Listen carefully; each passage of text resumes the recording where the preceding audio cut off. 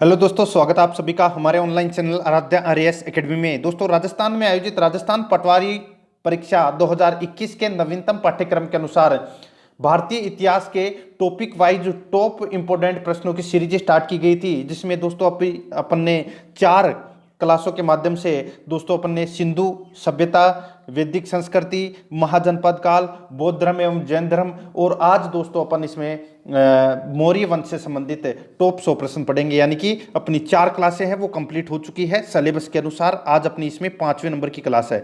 मौर्य वंश से संबंधित टॉप 100 प्रश्न आज आपके लिए लेके आया हूं। ये प्रश्न आपकी परीक्षा की दृष्टि से अत्यंत महत्वपूर्ण है। भारतीय इतिहास के जो जो टॉपिक हैं सिलेबस में, वो सभी टॉपिक मैं आपको करवाऊंगा। अगर आपने पिछली जो 4 क्लासें हैं वो नहीं देखी है तो आप प्ले लिस्ट में जाइए, वहां पे आपको फोल्डर मिल जाएगा, पटवारी भारतीय इतिहास के नाम से वहां फोल्डर बना हुआ है। तो आप वहां जाके सारी की सारी पिछली 4 क्लासें हैं वो जरूर देखें। और अगर आपने अभी तक आराध्या आरएएस एकेडमी के यूट्यूब चैनल को सब्सक्राइब नहीं किया है तो सब्सक्राइब जरूर कर दें, बेल आइकन को दबाएं। वीडियो को लाइक नहीं किया तो वीडियो को लाइक कर दें और अपने दोस्तों के पास में फेसबुक व्हाट्सएप ग्रुप पे शेयर जरूर करें। सभी के सभी मित्र हैं वो लाइक कीजिएगा। 1000 कम से कम लाइक होने ही चाहिए इस वीडियो के ऊपर, ठीक है। तो चलिए दोस्तों शुरू करते हैं आज का अपना इसमें पहला प्रश्न। चाणक्य का अन्य नाम था। तो दोस्तों यहाँ पे देखिए, चाणक्य का अन्य नाम क्या था? तो सीधा सा है, 4 ऑप्शन आपके सामने दिए गए हैं, तो इसका बिल्कुल सही उत्तर हो जाएगा विष्णुगुप्त। बी नंबर का ऑप्शन बिल्कुल सही उत्तर हो जाएगा विष्णुगुप्त, ठीक है। आगे देखिए, निम्नांकित में से किसकी तुलना मैकियावेली के प्रिंस से की जाती है? तो किसकी तुलना है वो यहाँ पे मैकियावेली के प्रिंस से की जाती है? तो इसका राइट आंसर क्या हो जाएगा दोस्तों? वो है इसमें बिल्कुल सही उत्तर है इसका, वो है कौटिल्य का अर्थशास्त्र, ठीक है। तो इसका राइट आंसर, ये अर्थशास्त्र है, ये ग्रंथ है, किसके द्वारा लिखा गया था? तो ये कौटिल्य के द्वारा लिखा गया था। तो इसका बी नंबर का ऑप्शन बिल्कुल सही उत्तर हो जाएगा, ठीक है।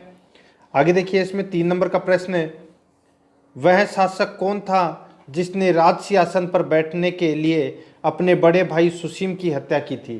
तो दोस्तों देखिए, बड़े भाई सुसीम की हत्या वो किसने की थी? तो बिंदुसार था। देखिए, सबसे पहले चंद्रगुप्त शासक बना, चंद्रगुप्त के बाद में बिंदुसार शासक बना, ठीक है। और बिंदुसार का दोस्तों एक बेटा था जिसका नाम था सुसीम, ठीक है, एक रानी का। और दूसरी रानी का था दोस्तों अशोक। तो क्या हुआ था कि अशोक ने सुसीम को मार दिया था और फिर सिंहासन पर बैठा था, ठीक है। तो इसका राइट आंसर सम्राट अशोक, इसका राइट आंसर हो जाएगा। सुसीम की हत्या किसने की थी? अशोक ने। आगे देखिए, इसमें 4 नंबर का प्रश्न है, निम्नलिखित में से सम्राट अशोक की वह पत्नी कौन थी जिसने उसको प्रभावित किया था? तो इसका राइट आंसर हो जाएगा, वो है इसमें कारुआकी। कारुआकी है, ये अशोक की पत्नी थी। तो इसका डी नंबर ऑप्शन बिल्कुल सही उत्तर हो जाएगा। 5 नंबर का प्रश्न है, अशोक ने अपने सभी अभिलेखों में एक रूपता से किस प्राकृत का प्रयोग किया है? अशोक ने अपने सभी अभिलेखों में एक रूपता से किस प्राकृत का प्रयोग किया है? तो इसका राइट आंसर हो जाएगा, वो है अर्धमगधी। ए नंबर का ऑप्शन इसका बिल्कुल सही उत्तर हो जाएगा, अर्धमगधी, ठीक है। आगे देखिए, 6 नंबर का प्रश्न है, बिंदुसार ने विद्रोहियों को कुचलने के लिए अशोक को कहाँ भेजा था? तो देखिए, बिंदुसार ने विद्रोहियों को दबाने के लिए अशोक को कहाँ भेजा था? तो इसका राइट आंसर हो जाएगा, वो है दोस्तों तक्षशिला। तक्षशिला भेजा था, ठीक है। तो इसका राइट आंसर हो जाएगा इसमें बी नंबर का ऑप्शन बिल्कुल सही उत्तर हो जाएगा, ठीक है। आगे देखिए, इसमें 7 नंबर प्रश्न है, निम्नलिखित में से वह व्यक्ति कौन है जिसका नाम देवान प्रियदर्शी भी था? तो दोस्तों सीधा सा है, देवानाम प्रिय किसे कहा जाता है? तो वो है अशोक को, ठीक है। तो इसका राइट आंसर हो जाएगा इसमें मौर्य सम्राट अशोक। ए नंबर ऑप्शन बिल्कुल सही उत्तर हो जाएगा। 8 नंबर का प्रश्न देखिए, निम्नलिखित में से प्राचीनतम राजवंश कौन सा है? तो प्राचीनतम राजवंश है वो कौन सा है? तो यहाँ पे मौर्य है, ये प्राचीनतम राजवंश है इन तीनों में से, तो सॉरी 4 में से। तो इसका right answer A number option सही उत्तर। नेक्स्ट है, कौटिल्य चाणक्य किसका प्रधानमंत्री था? तो यहाँ पे ये जो चाणक्य है ये किसका प्रधानमंत्री था? तो ये चंद्रगुप्त मौर्य का प्रधानमंत्री था, ठीक है, चंद्रगुप्त मौर्य का। आगे देखिए, 10 नंबर प्रश्न है, कलिंग विजय के उपरांत अशोक महान ने निम्नलिखित किस धर्म को अंगीकार कर लिया था? कलिंग विजय के उपरांत अशोक महान ने निम्नलिखित किस धर्म को अंगीकार कर लिया था? तो इसका राइट आंसर है वो बौद्ध धर्म को अपना लिया था। किसने? तो दोस्तों सम्राट अशोक ने। ठीक है, याद रखना आपको। तो इसका राइट आंसर हो जाएगा बी नंबर का ऑप्शन। और जो ये बौद्ध धर्म की जो शिक्षा ली थी वो किससे ली थी? तो वो ली थी दोस्तों उपगुप्त से। ठीक है, उपगुप्त से बौद्ध धर्म की दीक्षा ली थी सम्राट अशोक ने। आगे देखिए, इसमें 11 नंबर का प्रश्न है, चंद्रगुप्त के शासन विस्तार में किसने मुख्य रूप से मदद की थी? चंद्रगुप्त के शासन विस्तार में किसने मुख्य रूप से मदद की थी? तो किसने की थी मदद? तो वो है चाणक्य ने। सी नंबर का ऑप्शन बिल्कुल सही उत्तर हो जाएगा। 12 नंबर का प्रश्न है, सांची किस कला व मूर्ति कला का निरूपण करता है? तो सांची है ये बौद्ध धर्म यानी कि बौद्ध कला व मूर्ति कला का निरूपण करता है। तो इसका बी नंबर ऑप्शन से उत्तर हो जाएगा बौद्ध। आगे देखिए, प्राचीन भारत का वह प्रसिद्ध शासक जिसने अपने जीवन के अंतिम दिनों में जैन धर्म को अपनाया था? प्राचीन भारत का वह प्रसिद्ध शासक जिसने अपने जीवन के अंतिम दिनों में जैन धर्म को अपनाया था? तो इसका राइट आंसर हो जाएगा वो है चंद्रगुप्त मौर्य को। ठीक है, चंद्रगुप्त मौर्य ने दोस्तों अपने अंतिम दिनों में जैन धर्म को अपना लिया था। ठीक है, और ये जैन धर्म की जो शिक्षा है, वो जो दीक्षा है, वो किससे ली थी? तो भद्रबाहु। याद रखना, भद्रबाहु से जैन धर्म की दीक्षा ली थी चंद्रगुप्त मौर्य ने। ठीक है, तो इसका right answer A number option सही उत्तर। 14 नंबर का प्रश्न है, मौर्य साम्राज्य की स्थापना किसने की? तो दोस्तों वो है चंद्रगुप्त मौर्य ने। तो इसका बी नंबर ऑप्शन बिल्कुल सही उत्तर हो जाएगा। 15 नंबर का प्रश्न है, मौर्य साम्राज्य में प्रचलित मुद्रा का नाम क्या था? मौर्य साम्राज्य में प्रचलित मुद्रा का नाम क्या था? तो वो था दोस्तों पण। ए नंबर का ऑप्शन सही उत्तर पण। 16 नंबर का प्रश्न है, निम्नांकित में से कौन मौर्य वंश का शासक नहीं है? तो यहाँ पे देखिए, चंद्रगुप्त मौर्य, अशोक, बिंदुसार, ये तीनों हैं, ये मौर्य वंश के शासक हैं, लेकिन अजातशत्रु है ये मौर्य वंश का शासक नहीं है। तो अपना ए नंबर ऑप्शन बिल्कुल सही उत्तर हो जाएगा। ठीक है, आगे देखिए दोस्तों, इसमें 17 नंबर का प्रश्न है, निम्नलिखित में से अशोक का उत्तराधिकारी कौन था? तो अशोक का उत्तराधिकारी है वो कौन था? तो इसका राइट आंसर क्या हो जाएगा? वो है दोस्तों कुणाल। कौन था? कुणाल। तो इसका ए नंबर का ऑप्शन बिल्कुल सही उत्तर हो जाएगा कुणाल। ठीक है, आगे देखिए, इसमें 18 नंबर का प्रश्न है, देखिए, मुद्रा राक्षस का लेखक निम्न में से कौन है? तो मुद्रा राक्षस के लेखक हैं वो कौन है? तो ये तो सभी को पता है, विशाखदत्त। बी नंबर का ऑप्शन बिल्कुल सही उत्तर हो जाएगा। और ये मौर्य वंश का जो अंतिम शासक है वो कौन है? तो वो है दोस्तों भद्रथ। ठीक है, देखिए, अशोक के बाद में शासक कौन कौन बने थे? तो अशोक के बाद में उत्तराधिकारी कुणाल बना था, यानी कि कुणाल शासक बना था। कुणाल के बाद में दशरथ शासक बना था, और दशरथ के बाद में संप्रति शालीशुक ये शासक बना था। फिर बाद में देववर्मा शासक बने थे। फिर लास्ट में भद्रथ, ठीक है, शासक बना था। जो अंतिम शासक था मौर्य वंश का वो था भद्रथ। ठीक है, तो इसमें बी नंबर ऑप्शन सही उत्तर। नेक्स्ट है, विशाखदत्त के प्राचीन भारतीय नाटक मुद्रा राक्षस की विषय वस्तु है। तो मुद्रा राक्षस की जो विषय वस्तु है वो क्या है? तो वो है, इसमें देखिए, चंद्रगुप्त मौर्य के समय दरबार की दुर्भी संधियों के बारे में। चंद्रगुप्त मौर्य के समय में दरबार में दुर्भी संधियों के बारे में मिलता है अपने को जानकारी। किसमें? मुद्रा राक्षस में। ठीक है, तो इसका राइट आंसर हो जाएगा इसमें डी नंबर ऑप्शन बिल्कुल सही उत्तर। 20 नंबर प्रश्न है, मालवा, गुजरात एवं महाराष्ट्र किस शासक ने पहली बार जीते थे? मालवा, गुजरात और महाराष्ट्र को किस शासक ने पहली बार जीते थे? तो इसका राइट आंसर हो जाएगा वो है चंद्रगुप्त मौर्य ने। तो इसका बी नंबर का ऑप्शन बिल्कुल सही उत्तर हो जाएगा चंद्रगुप्त मौर्य। आगे देखिए, किसने सहिष्णुता, उदारता और करुणा के त्रिविध आधार पर राजवंश की स्थापना की? बहुत ही अच्छा प्रश्न है। किसने सहिष्णुता, उदारता और करुणा के त्रिविध आधार पर राजवंश की स्थापना की? तो वो की थी दोस्तों किसने, अशोक ने। तो इसका ए नंबर ऑप्शन बिल्कुल सही उत्तर हो जाएगा। 22 नंबर का प्रश्न है, निम्नलिखित में से किस शहर में अशोक के शिलालेख नहीं है। तो अशोक के शिलालेख है वो कहाँ पर नहीं है, देखिए यहाँ पे गिरनार, कांधार, पाटलिपुत्र, टोपरा। तो इसका राइट आंसर हो जाएगा पाटलिपुत्र में अशोक का शिलालेख है वो नहीं है, ये आपको इसमें याद रखना है, ठीक है। तो इसका राइट आंसर हो जाएगा सी नंबर ऑप्शन बिल्कुल सही उत्तर हो जाएगा, ठीक है।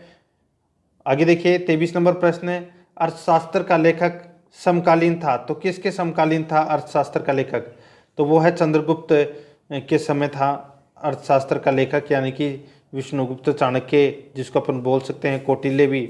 आगे देखिए, नंदवंश के पश्चात मगध पर किस राजवंश ने शासन किया। नंदवंश के पश्चात मगध पर किस राजवंश ने शासन किया। तो इसका राइट आंसर हो जाएगा वो है मौर्य वंश ने, ए नंबर का ऑप्शन सही उत्तर हो जाएगा। 25 नंबर प्रश्न है, मौर्य काल में शिक्षा का सर्वाधिक प्रसिद्ध केंद्र था। मौर्य काल में शिक्षा का जो सर्वाधिक प्रसिद्ध केंद्र था वो था दोस्तों तक्षशिला, सी नंबर का ऑप्शन बिल्कुल सही उत्तर हो जाएगा। 26 नंबर प्रश्न है, मेगस्थनीज की पुस्तक का नाम क्या था। तो दोस्तों मेगस्थनीज की पुस्तक का नाम था इंडिका। क्या नाम था, इंडिका, ठीक है। और ये दोस्तों सेल्यूकस निकेटर का दरबारी था, ठीक है, सेल्यूकस निकेटर का दरबारी था, और ये आया था दोस्तों कहाँ पर, भारत आया था, ठीक है। तो इसका राइट आंसर हो जाएगा इसमें डी नंबर का ऑप्शन बिल्कुल सही उत्तर। किसके समय आया था, तो ये चंद्रगुप्त मौर्य के समय आया था, ठीक है। आगे देखिए, इसमें जिसके ग्रंथ में चंद्रगुप्त मौर्य का विशिष्ट रूप से वर्णन हुआ है वह है।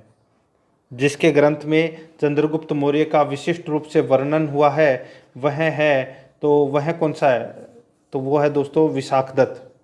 तो इसमें सी नंबर ऑप्शन बिल्कुल सही उत्तर।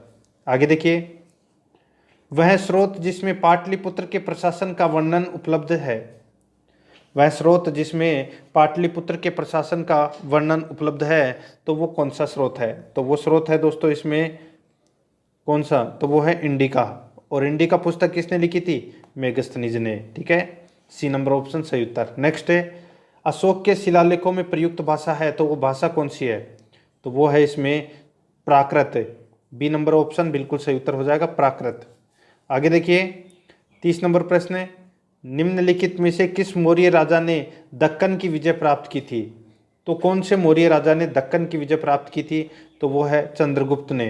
चंद्रगुप्त मौर्य ने दक्कन की विजय प्राप्त की थी, ठीक है। आगे देखिए, इसमें 31 नंबर प्रश्न है, मेगस्थनीज ने भारतीय समाज को कितनी श्रेणियों में विभाजित किया।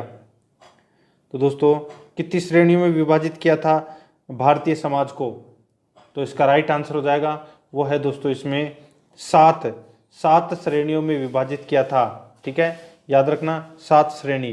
तो इसमें डी नंबर ऑप्शन बिल्कुल सही उत्तर हो जाएगा। आगे देखिए, इसमें कौटिल्य के अर्थशास्त्र में किस पहलू पर प्रकाश डाला गया है। कौटिल्य के अर्थशास्त्र में किस पहलू पर प्रकाश डाला गया है, तो ये प्रश्न काफी बार परीक्षा में पूछा जा चुका है। तो वो है राजनीतिक नीतियों के बारे में, राजनीतिक नीतियों के बारे में। तो इसमें बी नंबर ऑप्शन सही उत्तर हो जाएगा। आगे देखिए, इसमें 33 नंबर प्रश्न है, निम्न में से कौन सा क्षेत्र अशोक के साम्राज्य में सम्मिलित नहीं था। तो कौन सा क्षेत्र अशोक के साम्राज्य में सम्मिलित नहीं था, तो इसका राइट आंसर हो जाएगा वो है दोस्तों इसमें श्रीलंका, सी नंबर का ऑप्शन बिल्कुल सही उत्तर हो जाएगा, श्रीलंका, ठीक है। आगे देखिए दोस्तों, इसमें पाटलिपुत्र को किस शासक ने सर्वप्रथम अपनी राजधानी बनाई थी। तो पाटलिपुत्र को सर्वप्रथम अपनी राजधानी है वो दोस्तों किसने बनाई थी, तो ये बनाई थी चंद्रगुप्त मौर्य ने, ठीक है। तो ए नंबर ऑप्शन बिल्कुल सही उत्तर। 35 नंबर प्रश्न है, पाटलिपुत्र में स्थित चंद्रगुप्त का महल मुख्यतः बना है। तो पाटलिपुत्र में स्थित चंद्रगुप्त का महल है वो किसका बना हुआ है, तो इसका राइट आंसर हो जाएगा वो है लकड़ी का बना हुआ है, सी नंबर ऑप्शन सही उत्तर हो जाएगा। आगे देखिए, बराबर गया जिला, बराबर की गुफाओं का उपयोग किसने आश्रय गृह के रूप में किया। बराबर की गुफाओं का उपयोग किसने आश्रय गृह के रूप में किया, तो इसका राइट आंसर हो जाएगा वो है दोस्तों आजीविकों ने। तो इसमें ए नंबर ऑप्शन बिल्कुल सही उत्तर हो जाएगा। आगे देखिए, इसमें 37 नंबर प्रश्न है, किस अभिलेख से यह साबित होता है कि चंद्रगुप्त का प्रभाव पश्चिम भारत तक फैला हुआ था? किस अभिलेख से यह साबित होता है कि चंद्रगुप्त का प्रभाव पश्चिम भारत तक फैला हुआ था? तो इसका राइट आंसर हो जाएगा वो है इसमें रुद्रदमन का जूनागढ़ अभिलेख। रुद्रदमन का जूनागढ़ अभिलेख है, इससे दोस्तों अपने को यह जानकारी मिलती है। तो इसका राइट आंसर हो जाएगा इसमें सी नंबर का ऑप्शन बिल्कुल सही उत्तर। ठीक है, आगे देखिए इसमें 38 नंबर प्रश्न है, केवल वह स्तंभ जिसमें अशोक ने स्वयं को मगध का सम्राट बताया, वह शिलालेख कौन सा है जिसमें अशोक ने स्वयं को मगध का सम्राट बताया? तो इसका राइट आंसर हो जाएगा वो है दोस्तों इसमें कौन सा है? तो एक तो है मास्की और एक दोस्तों यहाँ पे देखिए मगध का सम्राट, मगध का सम्राट। हाँ देखिए यहाँ पे तो भाब्रू स्तंभ है, भाब्रू स्तंभ में अशोक ने स्वयं को मगध का सम्राट बताया है। और यहाँ पे मास्की और गुजरा दो अभिलेख ऐसे हैं जिसमें अशोक का नाम है वो अशोक मिलता है, और अन्य कोई अभिलेख में अशोक का नाम अशोक नहीं मिलता है। दो ही अभिलेख ऐसे हैं, एक तो मास्की और एक गुजरा, ये दो अभिलेखों में अशोक का नाम अशोक मिलता है। ठीक है, यहाँ पे क्या पूछा है कि मगध का सम्राट बताया है स्वयं को अशोक ने, तो वो है भाब्रू स्तंभ में। डी नंबर ऑप्शन बिल्कुल सही उत्तर हो जाएगा। यहाँ पे देखिए सूची फर्स्ट और सूची सेकंड दे रखा है, सुमेलित करना है। ठीक है, यानी कि किसको किस नाम से जानते हैं वो अपने को पता होना चाहिए। यहाँ पे देखिए चाणक्य को दोस्तों विष्णुगुप्त के नाम से जानते हैं, बिल्कुल सही है। यहाँ पे अशोक को प्रियदर्शनी के नाम से जाना जाता है, और बिंदुसार को दोस्तों अमित्र घात यानी कि शत्रुओं का विनाशक, और चंद्रगुप्त को दोस्तों सेंडो कोटम के नाम से जाना जाता है। तो इस प्रश्न का राइट आंसर हो जाएगा वो है 2 3 1 4, 2 3 1 4 इस प्रश्न का राइट आंसर, यानी कि सी नंबर का जो ऑप्शन है वो इसका बिल्कुल सही उत्तर हो जाएगा। आगे देखिए 40 नंबर प्रश्न है, प्रथम भारतीय साम्राज्य स्थापित किया गया, तो इसका राइट आंसर हो जाएगा वो है दोस्तों किसके द्वारा? तो ये चंद्रगुप्त मौर्य के द्वारा। तो इसका सी नंबर ऑप्शन बिल्कुल सही उत्तर हो जाएगा। 41 नंबर प्रश्न है, इसमें देखिए उत्तराल में अशोक का एक शिलालेख स्थित है, तो उस शिलालेख का दोस्तों ये कौन सा है? तो इसका राइट आंसर हो जाएगा वो है कालसी में। उत्तराल में शिलालेख अशोक का एक शिलालेख स्थित है, तो वो कालसी में। तो इसका बिल्कुल सही उत्तर बी नंबर ऑप्शन। नेक्स्ट है, सांची का स्तूप किसने बनवाया? तो ये तो दोस्तों आप सभी को पता है अशोक ने बनवाया था, ए नंबर ऑप्शन बिल्कुल सही उत्तर। 43 नंबर प्रश्न है, अशोक के शिलालेखों को पढ़ने वाला प्रथम अंग्रेज कौन था? तो दोस्तों उसका नाम था कौन? तो James Prinsep. D number option बिल्कुल सही उत्तर हो जाएगा। देखिए सर्वप्रथम 1837 ईस्वी में जेम्स प्रिंसेप ने अशोक के अभिलेखों को पढ़ने में सफलता हासिल की थी। ठीक है, मास्की और गुजरा अभिलेख में अशोक का नाम अशोक मिलता है। ठीक है, ये भी आपको इसमें याद रखना है। तो इसका right answer D number option बिल्कुल सही उत्तर। नेक्स्ट है, कलिंग युद्ध की विजय तथा क्षत्रियों का वर्णन अशोक के किस शिलालेख में है? तो कलिंग युद्ध की विजय तथा क्षत्रियों का वर्णन अशोक के किस शिलालेख में है? तो इसका राइट आंसर हो जाएगा वो है दोस्तों अशोक का शिलालेख नंबर 13। ठीक है, 13वां शिलालेख जिसके अंदर कलिंग के युद्ध का वर्णन है। तो इसका राइट आंसर इसमें डी नंबर का ऑप्शन बिल्कुल सही उत्तर हो जाएगा। आगे देखिए इसमें 45 नंबर प्रश्न है, प्रसिद्ध यूनानी राजदूत मेगस्थनीज भारत में किसके दरबार में आए थे? यानी कि जो मेगस्थनीज है ये भारत आया था, किसके दरबार में आया था? तो ये आया था दोस्तों चंद्रगुप्त मौर्य के दरबार में, और मेगस्थनीज ने इंडिका नामक पुस्तक लिखी थी। ठीक है, तो इसमें सी नंबर ऑप्शन बिल्कुल सही उत्तर। आगे देखिए, चंद्रगुप्त मौर्य ने सेल्यूकस को कब पराजित किया? तो चंद्रगुप्त मौर्य ने सेल्यूकस को कब पराजित किया? तो इसका राइट आंसर हो जाएगा वो है 305 ईस्वी पूर्व में। 305 ईस्वी पूर्व में दोस्तों पराजित किया था। ठीक है, तो इसका राइट आंसर हो जाएगा इसमें बी नंबर का ऑप्शन बिल्कुल सही उत्तर हो जाएगा। किसको पराजित किया था? सेल्यूकस को। ठीक है, आगे देखिए 47 नंबर प्रश्न है, निम्नलिखित में से कौन सा राजा प्राय जनता के संपर्क में रहता था? तो कौन सा राजा प्राय जनता के संपर्क में रहता था? तो वो था दोस्तों अशोक। बी नंबर का ऑप्शन बिल्कुल सही उत्तर हो जाएगा। आगे देखिए 48 नंबर प्रश्न है, अशोक ने 261 ईस्वी पूर्व में कलिंग को जीतने के बाद क्या किया? अशोक ने 261 पूर्व ईस्वी पूर्व में कलिंग को जीतने के बाद क्या किया? तो इसका राइट आंसर हो जाएगा वो है भारी रक्तपात देखकर युद्ध की नीति को सदा के लिए त्याग दिया। ठीक है, तो ये दोस्तों अशोक ने जो कलिंग का युद्ध जीतने के बाद में भारी रक्तपात देखा था, उसके बाद में दोस्तों जो युद्ध करने की जो नीति है उसको सदा के लिए त्याग दिया। सी नंबर ऑप्शन बिल्कुल सही उत्तर हो जाएगा। आगे देखिए, अशोक के अधिकांश अभिलेख किस भाषा व लिपि में है? तो यहाँ पे देखिए प्राकृत एवं ब्राह्मी लिपि, प्राकृत एवं ब्राह्मी इसमें देखिए प्राकृत एवं ब्राह्मी लिपि, ठीक है, इस भाषा में है। तो इसका राइट आंसर हो जाएगा इसमें ए नंबर का ऑप्शन बिल्कुल सही उत्तर। आगे देखिए 50 नंबर प्रश्न है, किस ग्रंथ में चंद्रगुप्त मौर्य के लिए वृषल यानी कि निम्न कुल शब्द का प्रयोग किया गया है? तो किस ग्रंथ में चंद्रगुप्त मौर्य के लिए वृषल शब्द का प्रयोग किया गया है? तो इसका राइट आंसर हो जाएगा वो है मुद्रा राक्षस में। सी नंबर का ऑप्शन बिल्कुल सही उत्तर, मुद्रा राक्षस। आगे देखिए, मौर्य नरेश के बारे में निम्न में से कौन सा कथन सही है? उन्होंने विकास किया था। तो यहाँ पे देखिए दोस्तों सीधा सा है, देखिए संस्कृति कला साहित्य का विकास किया था मौर्य नरेश ने, बिल्कुल सही बात है। सोने के सिक्के, ये दोस्तों कनिष्क ने चलाए थे आगे, तो इसको आप छोड़ दीजिए। प्रांतीय विभाजन, हिंदू कुश तक साम्राज्य, ये तीनों है यानी कि 1, 3, 4, ये दोस्तों इसका राइट आंसर हो जाएगा। ये इनका विकास किया था मौर्य नरेश ने, तो इसका बिल्कुल सही उत्तर है 1, 3, 4 यानी कि डी नंबर का ऑप्शन बिल्कुल सही उत्तर हो जाएगा। आगे देखिए, इसमें 52 नंबर प्रश्न है, कथन ए और कारण आर दे रखा है। इसमें देखिए अशोक ने कलिंग को मौर्य साम्राज्य में जोड़ लिया था। कारण देखिए, कलिंग दक्षिण भारत को आने वाले स्थलीय एवं समुद्री मार्गों को नियंत्रित करता था। तो दोस्तों बिल्कुल सही बात है, दोनों इसके अंदर सही है और आर ए की सही व्याख्या भी करता है। तो इसका right answer A number option सही उत्तर हो जाएगा। आगे देखिए, इसमें अशोक के जो शिलालेख संगम राज्य के बारे में हमें बताते हैं, तो वो कौन से शिलालेख हैं?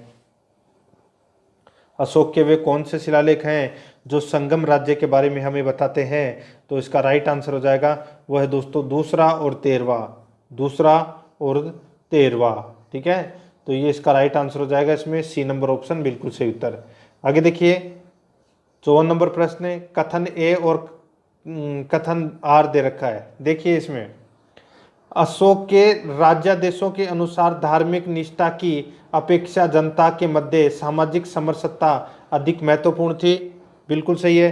कथन आर देखिए, उसने धर्म संवर्धन के स्थान पर समता के विचारों का प्रसार किया, ये भी दोस्तों इसमें सही है, यानी कि दोनों इसमें सही है और आर ए की सही व्याख्या भी करता है। तो इसका right answer A number option बिल्कुल सही उत्तर हो जाएगा।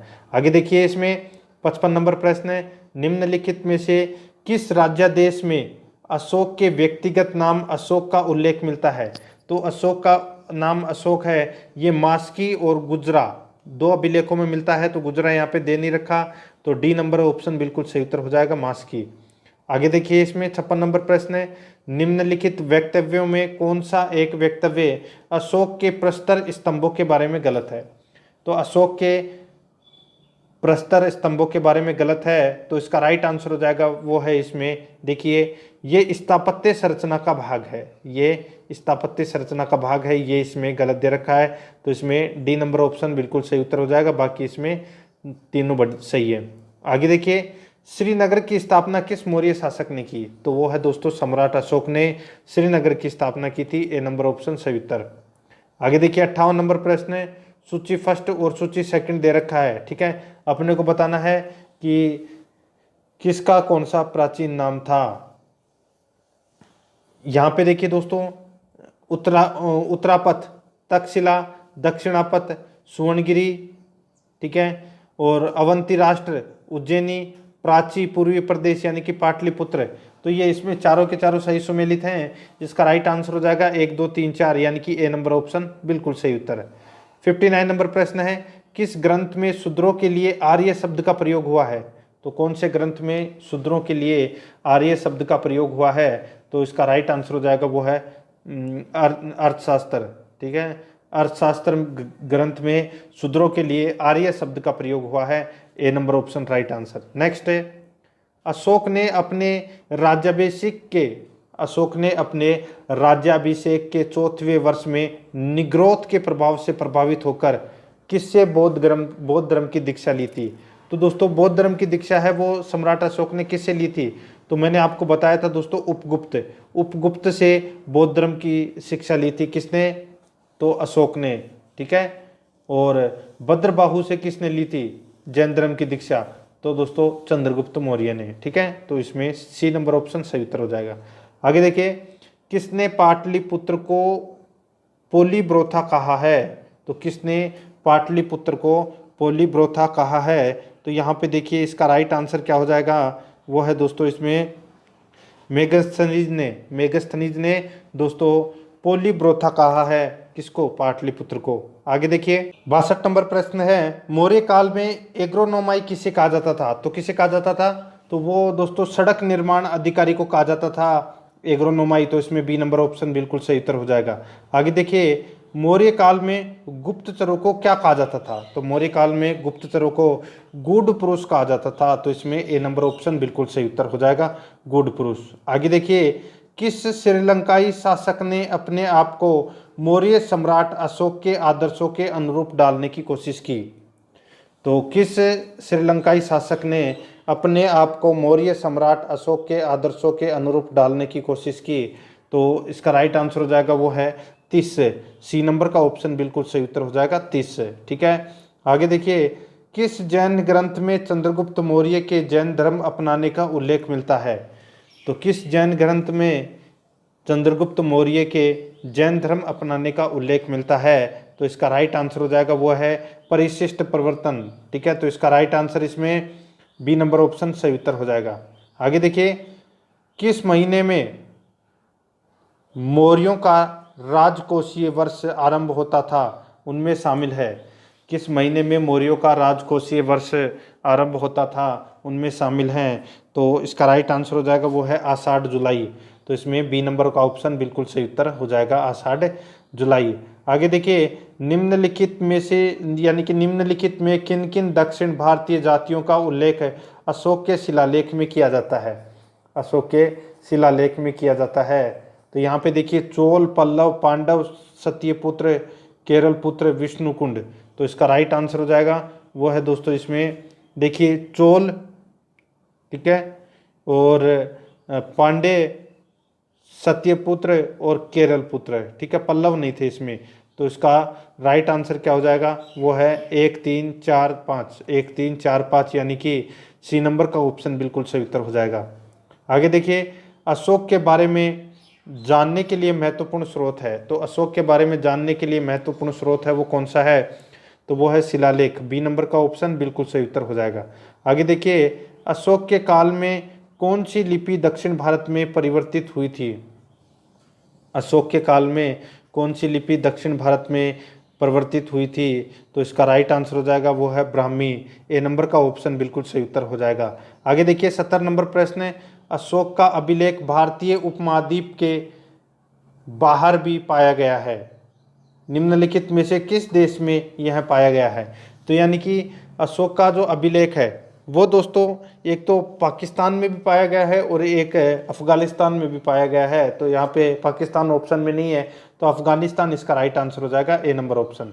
नेक्स्ट है, आगे देखिए, अत्यंत पॉलिश किए गए एकाश्म अशोक स्तंभ जिस पांडुरंजित वालुकाश्म के एकल टुकड़ों में तक्षित किए गए उसे साधारणतः कहाँ की खदानों से निकाला गया था? तो कहाँ की खदानों से निकाला गया था?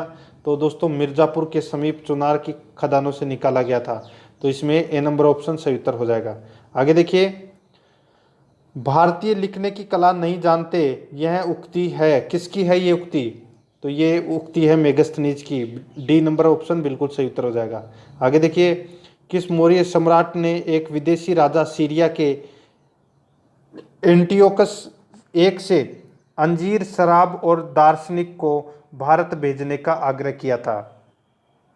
किस मौर्य सम्राट ने एक विदेशी राजा सीरिया के एंटियोकस फर्स्ट से अंजीर, शराब और दार्शनिक को भारत भेजने का आग्रह किया था? तो इसका राइट आंसर हो जाएगा वो है बिंदुसार ने। बी नंबर ऑप्शन बिल्कुल सही उत्तर हो जाएगा। आगे देखिए, अशोक द्वारा कलिंग पर चढ़ाई की जानकारी के लिए कौन सा सबसे महत्वपूर्ण स्रोत है?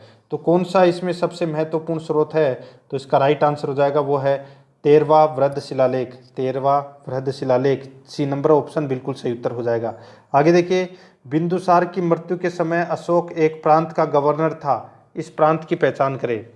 बिंदुसार की मृत्यु के समय अशोक एक प्रांत का गवर्नर था, इस प्रांत की पहचान करें। तो इसका राइट आंसर हो जाएगा वह है दोस्तों इसमें पृथक कलिंग, सॉरी यहाँ पे देखिए, उस अशोक एक प्रांत का गवर्नर था, उस प्रांत की पहचान करें। तो वो है दोस्तों इसमें उज्जैन।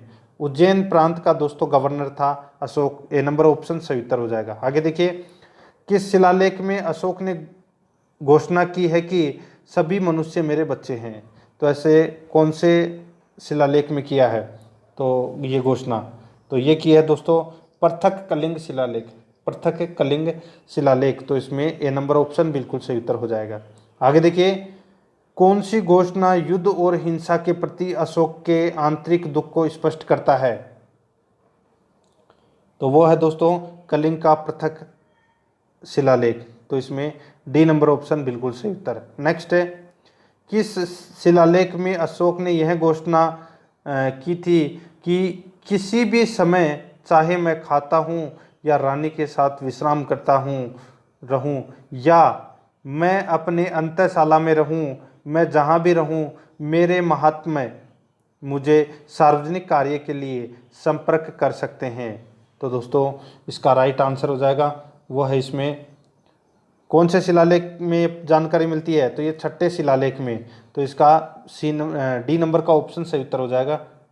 ठीक है, आगे देखिए, निम्नलिखित में से कौन अवरोही क्रम में जिला स्तर के अधिकारियों का नाम बताता है? निम्नलिखित में से कौन अवरोही क्रम में जिला स्तर के अधिकारियों का नाम बताता है? तो इसका राइट आंसर हो जाएगा वो है प्रादेशिक राजयुक्त। तो इसमें ए नंबर ऑप्शन बिल्कुल सही उत्तर हो जाएगा। आगे देखिए, इसमें विष्टि है, तो विष्टि क्या है? तो ये दोस्तों बेगारी होती है विष्टि। ठीक है, तो इसका right answer B number option बिल्कुल सही उत्तर हो जाएगा। आगे देखिए, इसमें 81 नंबर प्रश्न है, मौर्य काल में सीता से तात्पर्य है? तो सीता से तात्पर्य क्या है? तो राजकीय भूमि से प्राप्त आय, राजकीय भूमि से प्राप्त आय को सीता कहा जाता था मौर्य काल में। आगे देखिए, निम्नलिखित में से यानी कि निम्नलिखित में मौर्य काल का सबसे अच्छा नमूना कौन सा है? तो सबसे अच्छा नमूना है वो है स्तंभ। ए नंबर ऑप्शन बिल्कुल सही उत्तर। आगे देखिए, कहाँ से प्राप्त अभिलेखों से मौर्य काल में अकाल सूखा जैसे देवी प्रकोप के समय राज्य द्वारा राहत कार्य किए जाने का विवरण मिलता है? तो इसका राइट आंसर हो जाएगा वो है दोस्तों इसमें महास्थान, बांग्लादेश, सोहगोरा, उत्तर प्रदेश। ठीक है, तो इसका राइट आंसर कौन सा हो जाएगा इसमें? तो ए नंबर ऑप्शन बिल्कुल सही उत्तर। आगे देखिए, 84 नंबर प्रश्न है, अशोक ने श्रीलंका में बौद्ध धर्म का प्रचार हेतु किसे भेजा? तो दोस्तों किसे भेजा? तो महेंद्र और संघमित्रा दोनों को भेजा था। तो इसका राइट आंसर हो जाएगा सी नंबर ऑप्शन बिल्कुल सही उत्तर। आगे देखिए, अशोक के मानसेरा पाकिस्तान और शाहबाजगढ़ी पाकिस्तान से प्राप्त वृहद शिलालेखों में किस लिपि का प्रयोग किया गया? तो इस लिपि में कौन सी लिपि का प्रयोग किया गया? तो दोस्तों खगोष्ठी लिपि का प्रयोग किया गया। इसमें ए नंबर ऑप्शन सही उत्तर। 86 नंबर प्रश्न है, कहाँ से अशोक के दुर्विभाषाई ग्रीक और आरामाइक अभिलेख प्राप्त हुए हैं? तो इसका राइट आंसर हो जाएगा वह है दोस्तों इसमें शेर ए कूना कांदार। तो इसमें ए नंबर ऑप्शन बिल्कुल सही उत्तर हो जाएगा। आगे देखिए, 87 नंबर प्रश्न है, कौटिल्य द्वारा रचित अर्थशास्त्र कितने अधिकरणों में विभाजित है? कौटिल्य द्वारा रचित अर्थशास्त्र कितने अधिकरणों में विभाजित है?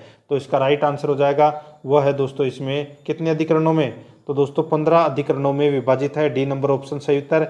आगे देखिए, अर्थशास्त्र में उल्लेखित सप्तांग में शामिल थे, तो कौन शामिल थे? तो दोस्तों राजा, क्षेत्र, प्रशासन एवं कोष। तो इसमें ए नंबर ऑप्शन बिल्कुल सही उत्तर हो जाएगा। आगे देखिए, अशोक का समकालीन तुर्मे कहाँ का राजा था? अशोक का समकालीन तुर्मे कहाँ का राजा था? तो इसका राइट आंसर हो जाएगा वो है दोस्तों कहाँ का?